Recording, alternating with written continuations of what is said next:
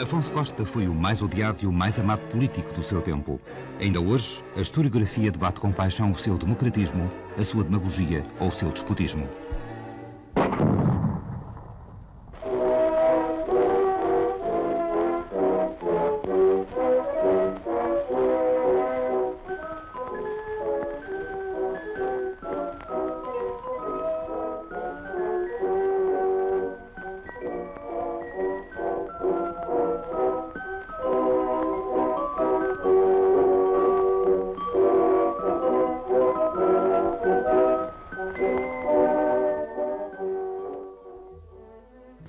Implantada a República, o Governo Provisório prepara eleições para a Assembleia Constituinte, que aprovará a primeira Constituição a 18 de agosto de 1911. Nos termos da Constituição, a nação representada pelos cidadãos com direito de voto escolhia os deputados e os senadores, mantendo assim o sistema bicamarário. Estas duas câmaras reunidas constituíam o Congresso da República, a quem cumpria escolher o Presidente. O Presidente da República escolhia o chefe do Governo, tendo em atenção a composição partidária da Assembleia. Mas enquanto o Congresso nomeava e podia destituir o Presidente da República, este não podia dissolver o Parlamento.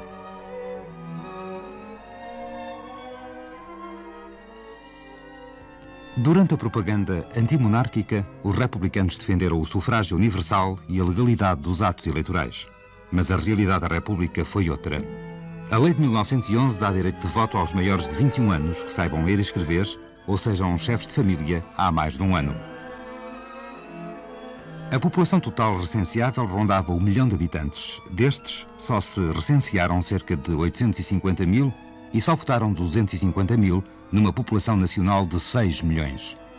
Afonso Costa defende em 1913 uma revisão da lei eleitoral ainda mais restritiva.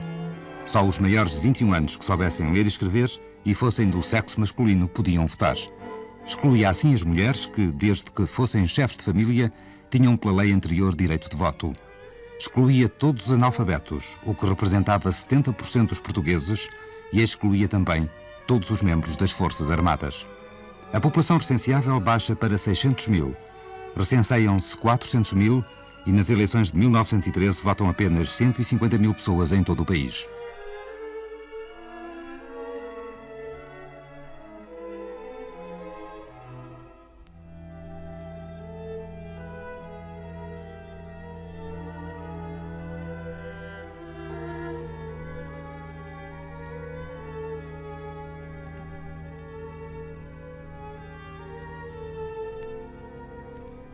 A média de votantes da República rondou os 350 mil. É certo que, por 1910, o sufrágio universal, mesmo se masculino, era desconhecido em praticamente todos os países da Europa. Mas também é verdade que a Primeira República não acompanhou o processo de democratização que se gerou na Europa a partir do termo da Primeira Guerra Mundial. Neste sentido, e para concluir, se observarmos a evolução do liberalismo português desde as últimas décadas do século XIX até hoje, podemos afirmar que apenas o 25 de Abril proporcionou condições para uma modernização e um desenvolvimento político assinaláveis em Portugal.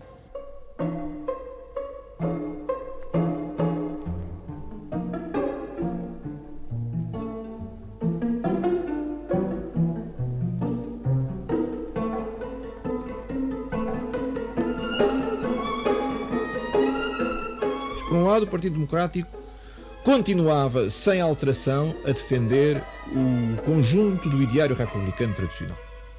Por outro lado, a maioria dos chefes políticos dos velhos tempos da monarquia, dos chefes políticos republicanos, entenda-se, manteve-se fiel ao Partido Democrático, ao novo partido, que para eles não era novo, era a continuação do velho, e em toda a província manteve, portanto, a sua organização, que era talvez o aspecto mais importante do Partido Democrático, era a organização partidária à escala local.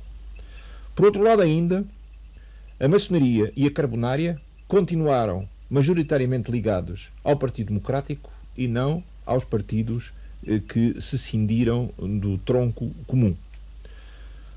Outra razão ainda o Partido Democrático manteve, tanto quanto possível, o seu caráter revolucionário. Ele vai fazer uma segunda revolução de 5 de outubro, que é a Revolução de 14 de maio, que lhe dá nova força e que lhe dá um redobrado vigor na luta.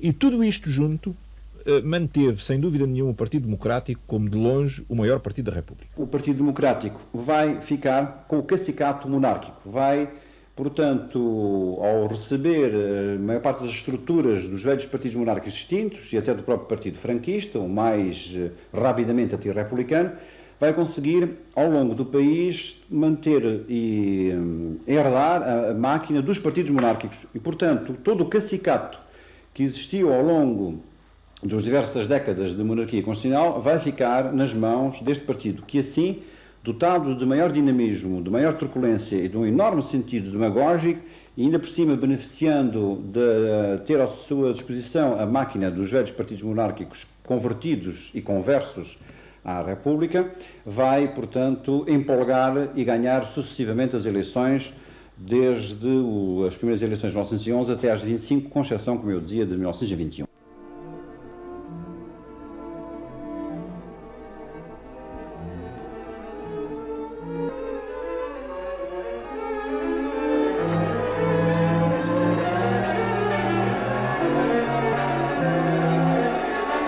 O Partido Republicano cinte-se, após a República, em 3 partidos. Mas a ala moderada não consegue superar as divergências entre Brito Camacho e António José de Almeida, dando lugar a 2 partidos à direita do Partido Democrático de Afonso Costa.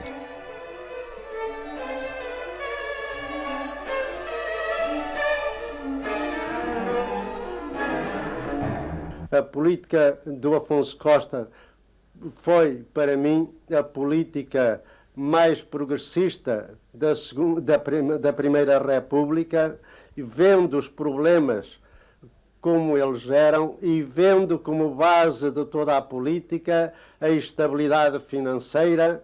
Por isso é que ele, quando constitui o seu primeiro ministério em 1913, tem como primeiro objetivo o equilíbrio das finanças públicas, que estabelece ao fim de 3 meses de governo.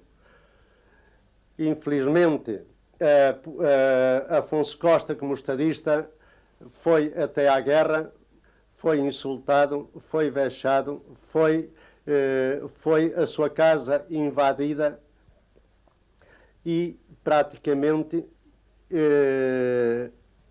acabou a vida política dele em 1918, porque a multiplicidade de partidos e de ambições de políticos de menor craveira impediu que ele voltasse realmente a fazer a política dele, a política de restabelecimento financeiro e de política cívica que tinha feito nos 3 primeiros anos da República. Afonso Costa foi um destruidor, Afonso Costa foi um chicaneur que nada construiu, a quem faltou o sentido do Estado e da permanência e da viabilidade e da responsabilidade da ação política, foi um legislador medíocre, um medíocre pensador político, um político de uma excessiva truculência, demasiadamente temperamental e agressivo para que a sua política se traduzisse numa ação coerente, construtiva, reformadora, útil e, portanto, permanente. Afonso Costa era um representante da baixa classe média portuguesa. Foi o único político português que, na República, teve, não sei se a lucidez, mas pelo menos a clarividência de perceber que a República não era sustentável sem o apoio direto das massas urbanas, e em que a República era um regime de terror ou não era nada. Toda a política do Afonso Costa, que foi uma política de terror sempre, a ideia de que o Afonso Costa era um político democrático, não houve político menos democrático em Portugal. Mandou destruir jornais, prender milhares de pessoas, desencadeou guerras civis, atacou instituições fundamentais da sociedade portuguesa, etc, etc, etc. Mas ele percebia, ao contrário do António José de Almeida, que qualquer conciliação com a sociedade portuguesa, qualquer conciliação com as forças sociais dominantes ia liquidar a República, porque a República tinha uma base de sustentação muito pequena e muito frágil. A base de sustentação da República era a plebe urbana. Se traísse a plebe urbana, se a direção política da República se separasse, se dividisse da plebe urbana, estava condenada. E, de facto, a República durou enquanto durou o Afonso Costa. Depois, o Afonso Costa foi o caminho para a ditadura. Ora, Afonso Costa é uma personalidade muito complexa que ganhou um prestígio imenso no seu tempo, devido a um somatório de dotes, clareza na exposição, por exemplo, uma oratória vibrante, uma maneira de comunicar muito grande, uma noção das realidades e dos objetivos, um homem com um pensamento muito racionalista, digamos assim, e um homem que, por outro lado, era profundamente político. Ele sabia como agir politicamente. Ele, como advogado que era, sabia quais as melhores maneiras de levar um adversário à parede, de conquistar uma causa, e tudo isto, junto ao facto da sua coragem pessoal e dos casos que tinha tido como parlamentar durante a monarquia, tornou dele uma das figuras mais prestigiosas da República. Durante a República, ele soube fazer jus a esse prestígio, quer como legislador de Ministro da Justiça durante o primeiro governo provisório, quer mais tarde como chefe do governo em 1913, 14 e em 1915, 17, equilibrando o orçamento, qualquer coisa que para a República era a pedra de toque de uma boa administração. Afonso Costa foi um dos homens mais odiados em Portugal. Chamaram-lhe todos os nomes, deram-lhe todas as alcunhas. Chamaram-lhe Robespierre, o Ligório, o Anticristo de Ceia, em certa medida porque Afonso Costa, mais do que nenhum outro político, concitou sobre si tudo o que a República tinha de bom e de mau. E muito do que ela tinha de mau, mesmo de péssimo. Afonso Costa foi muitas vezes criticado como sendo um demagogo e o seu regime, o seu partido, caracterizados como a demagogia. Era um insulto político que vinha sobretudo dos monárquicos e dos conservadores. Todavia, não podemos deixar de dar razão a esses críticos na medida em que a ação tanto de Afonso Costa como do seu partido se caracterizam por métodos de um certo populismo, de um certo simplismo psicológico e ideológico que configura o defeito da demagogia. O Partido Democrático, dirigido carismaticamente por Afonso Costa, herda toda a máquina partidária do velho Partido Republicano e parte do cacicato regional da monarquia. Consegue controlar a mobilização popular, retirando assim base de apoio aos moderados. As primeiras vitórias eleitorais permitem-lhe controlar o sistema político, o aparelho do Estado e as suas clientelas. É o partido que mais tempo permanece no poder e que vence eleições sucessivas até 1921. As divisões políticas à sua direita, o controle do sistema político e das suas clientelas, a incapacidade dos outros partidos em disputar a mobilização de massas, inviabilizam a vitória por uma via legal das alternativas ao seu projeto de república. O recurso ao golpe militar era a via que restava para destornar o poder do Partido Democrático. O golpe militar era, por isso, também a via que o Partido Democrático escolhia para recuperar o poder. A República conhece, assim, uma enorme instabilidade política e militar. O recurso à ilegalidade política e eleitoral como alternativa às deficientes leis eleitorais e reflexo da crise do sistema liberal. A primeira reação militar contra o poder político dos democráticos é esfiada por Pimenta de Castro, que instalará no poder uma via autoritária e será derrotado pela mais violenta revolução de rua que o Partido Democrático organizou. Será a participação de Portugal na Grande Guerra de 14-18 que virá alterar a correlação de forças políticas. O papel político dos militares aumenta, mas a crise da guerra tem enormes reflexos sociais. A falta de géneros aumenta, o custo de vida também, o descontentamento alastra. O apoio popular das pequenas burguesias ao Partido Democrático diminui. O operariado revolta-se em greves sucessivas contra a República. A repressão antigrevista primeiro e depois a fome agudizam as tensões sociais. Entre 1914 e 1918, as classes médias viram o seu poder de compra baixar vertiginosamente e baixar mais do que o dos outros grupos sociais.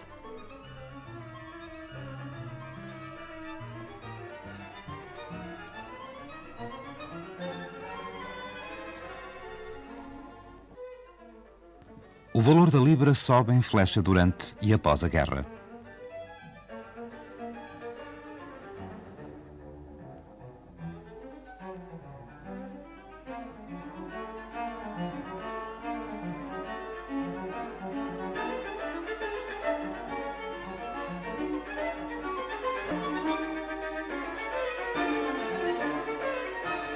Os rendimentos desvalorizam-se, o descontentamento alastra a todos os grupos sociais.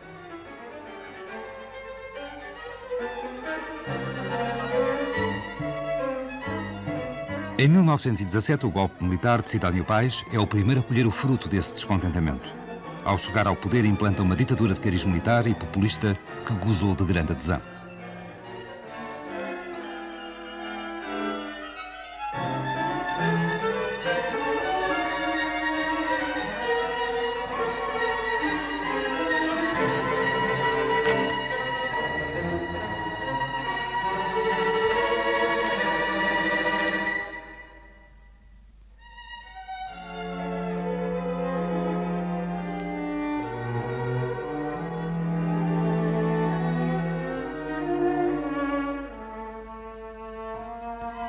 O golpe militar e as soluções autoritárias tornavam-se cada vez mais no único meio de derrubar o regime e no novo modelo político para ultrapassar a crise do sistema liberal.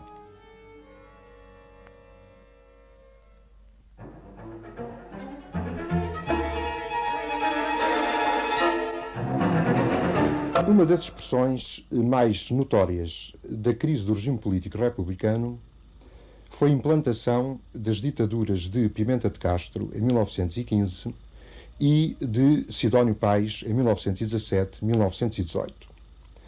Estas ditaduras apresentam semelhanças entre si, derivadas do facto de ambos os regimes visarem a dominância político-institucional do Partido Democrático no âmbito da crise da guerra.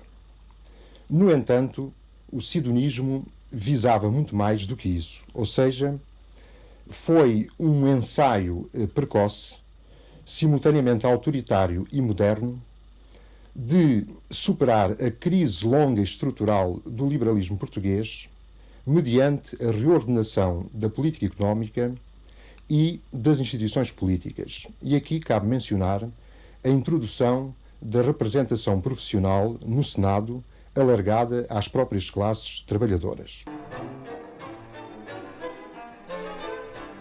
Para desbloquear o sistema político, foram tentadas ainda outras soluções. A Constituição foi revista, passando o Presidente da República a poder dissolver o Parlamento.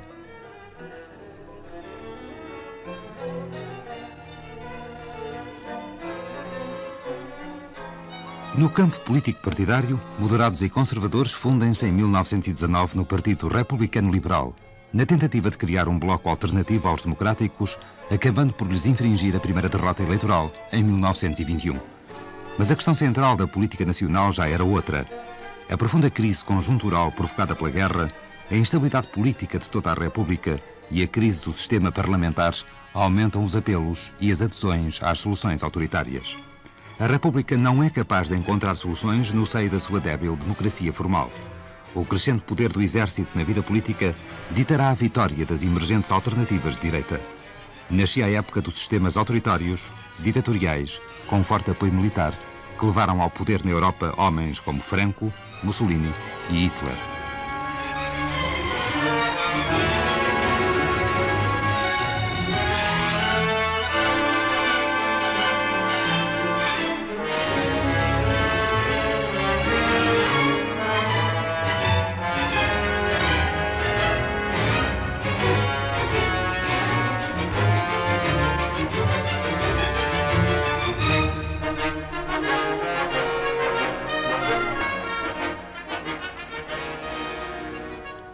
A crise da República é também uma crise ideológica. A relação entre os intelectuais e o poder sofreu uma transformação profunda entre o início do século e a década de 30. A sociedade muda profundamente. Mudam as gerações. O apoio que deram na propaganda antimonárquica confronta-se com a realidade da República. As novas gerações formam-se sob novos valores, novas correntes filosóficas, novas propostas políticas. Um novo conceito do papel das elites na sociedade levou-os a apelar para novas soluções ditatoriais. Mesmo alguns dos que tiveram depois de resistir à ditadura não resistiram antes a apelar à ditadura.